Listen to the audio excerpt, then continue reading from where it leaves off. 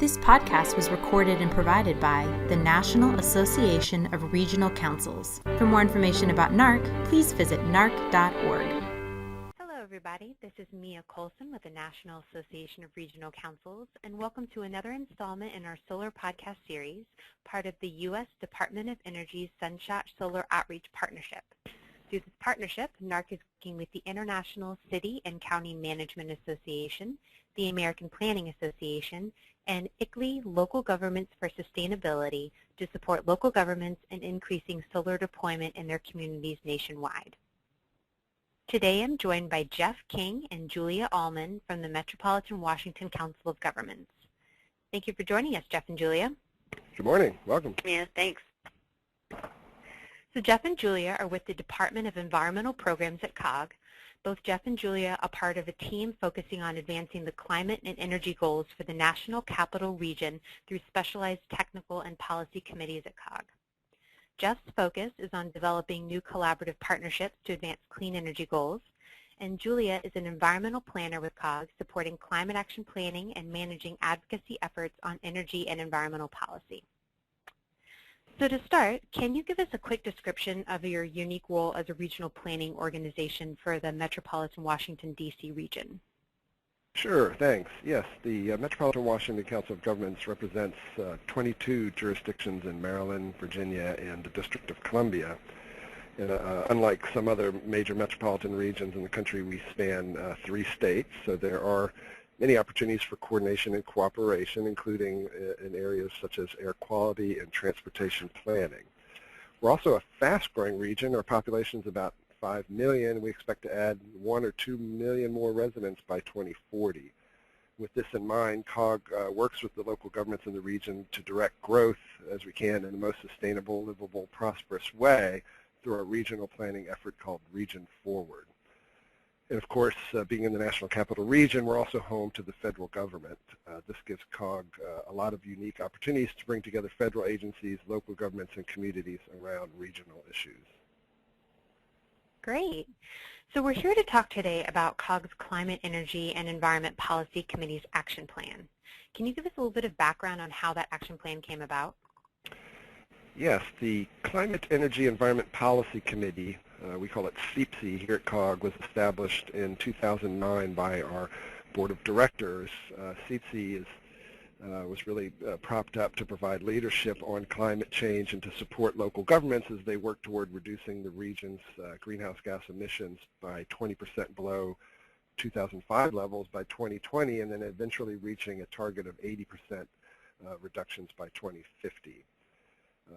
I think many of the leaders and elected officials in the region, seeing that these targets are really far out in the future, CEPC developed a climate and energy action plan in 2010 to identify short-term goals that can spur action. The 2010 to 2012 plan gave recommendations for local governments to reduce emissions through renewable energy, energy efficiency, transportation and land use, sustainability and resiliency, and public outreach. In May of this year, COG completed a second action plan recommending actions through 2016. This update to the plan gave us a chance really to reassess our progress towards the goals and to make some changes to make the plan more effective. We were able to take into account this last round areas where we've achieved or exceeded our goals, areas that need more focus, as well as new issues that have come up in recent years. For example, one new area we're exploring in the action plan is climate resiliency. One of the measures we've included is encouraging at least half of our member jurisdictions to apply an energy assurance planning framework to enhance community resiliency and energy security. So as I understand it, a key component of the action plan is a renewable energy goal. What role does solar play in reaching that goal? So to give you a little background, our overarching goal is to increase renewable energy production to meet 10% regional demand by 2016. And that goal is really in line with the renewable portfolio standards that have been enacted in D.C., Maryland, and Virginia in our region. And now we're working toward that goal through the Climate Action Plan by setting the goal of having 5,000 buildings in the region have some sort of renewable energy system on them by 2016.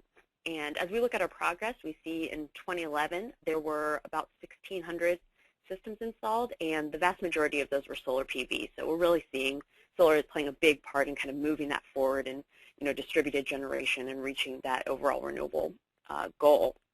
And I should also mention that the plan encourages local governments to become members of EPA's Green Power Partnership, and that promotes the purchase of green power by municipalities and community members. So solar plays a big role there as well.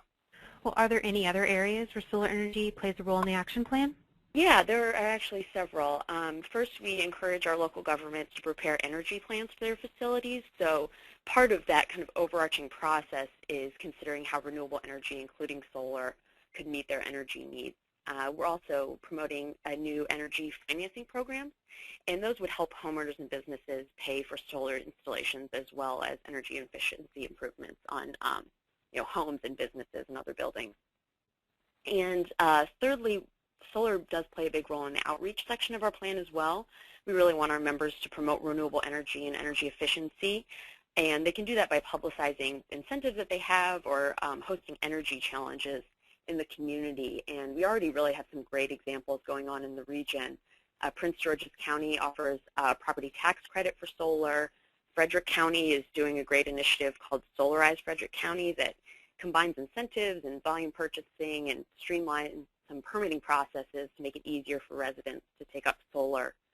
And as well, Loudoun County is doing a program for businesses. It's a green business challenge to kind of promote renewable energy and solar in that space. Fantastic. So how are you tracking the successes or the implementation of the action plan's goals? Well, we, for a number of years now, conduct an annual survey of our members where we ask them to share information about the programs they're planning and implementing. The survey covers each of the action plan's goals. We analyze the responses to get a picture of progress the region is making as a whole, and we use the information from the surveys to identify new best practices occurring in the region.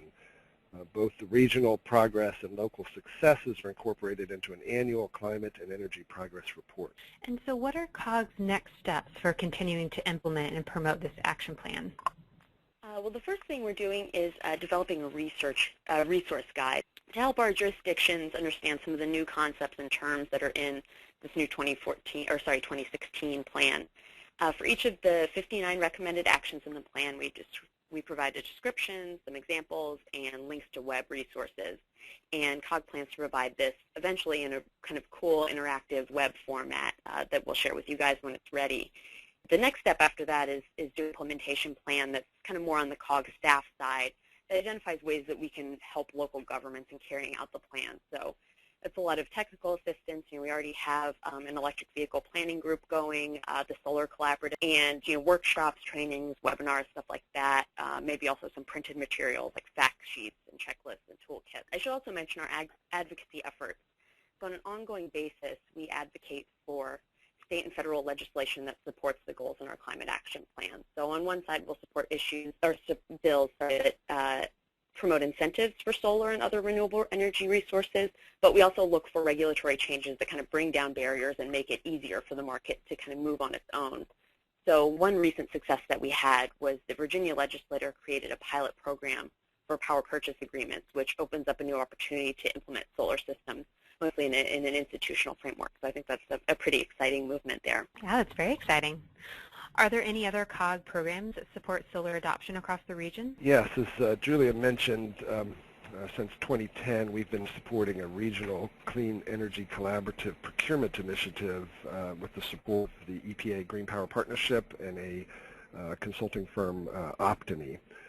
The goal of the collaborative approach has been to reduce the upfront cost for local governments and other regional entities by bundling a number of solar projects into a streamlined group procurement. The goal is to try to lower the prices through these economies of scale while also decreasing the transaction costs, administrative burden associated with the individual projects.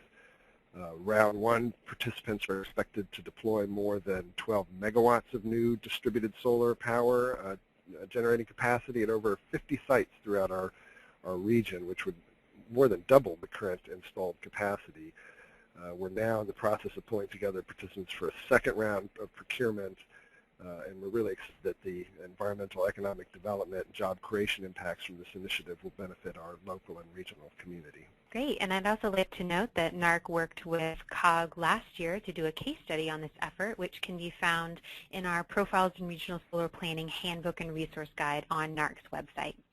So lastly, we always like to ask if there's anything that you would like to share with another region interested in doing a similar project. So in terms of kind of climate action planning as a broad idea, we found that when you're doing a climate action plan that involves so many stakeholders like we have in this region, it's really important to identify the benefits of all the actions you're proposing. So not only greenhouse gas emission or reductions, but what sort of economic, energy security, health benefits, for example, are coming from these proposed actions. And that really, we found, helps our elected officials advocate for the plan, kind of get buy-in and get everyone together to get momentum for those programs. Great. Well, thank you, Jeff and Julia. It's been wonderful talking to you today, and I encourage everyone to find out more about COG's efforts on their website at www.mwcog.org/environment. And you can also find out more about the Sunshot Solar Outreach Partnership's work at narc.org/solarops. Thank you very much, and I'll see you next time. Thanks very much. Thank you for listening. For more information about NARC, please visit narc.org.